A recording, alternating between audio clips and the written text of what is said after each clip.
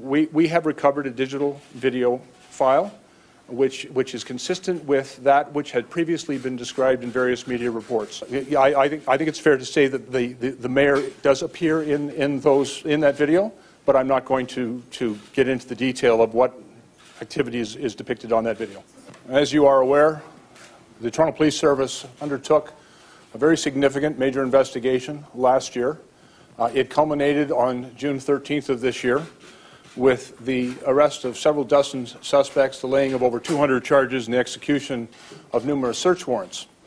At the conclusion of that investigation, a great deal of evidence was seized and information and charges were placed before the courts.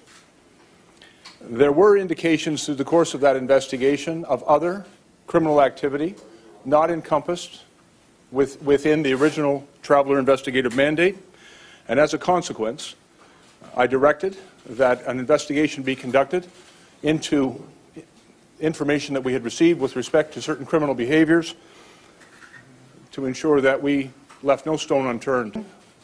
Taken into custody Mr. Sandro Lisi and laid a charge of extortion with respect to the evidence that has been collected. With that investigation, the Toronto Police Service is now in possession of a digital video file, and that evidence will now be presented in court in support of the extortion charge that has been laid. But I can tell you that the digital video file that we have recovered depicts images which are consistent with those that had previously been reported in the press.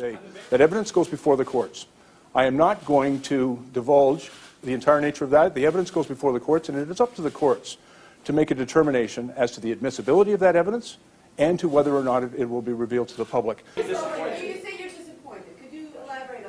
Well, I think as a citizen of Toronto, I'm disappointed. I know this is a traumatic issue for the citizens of this city and for the reputation of this city, and that concerns me. This is an issue of significant public concern, and I think that is a problem for the city.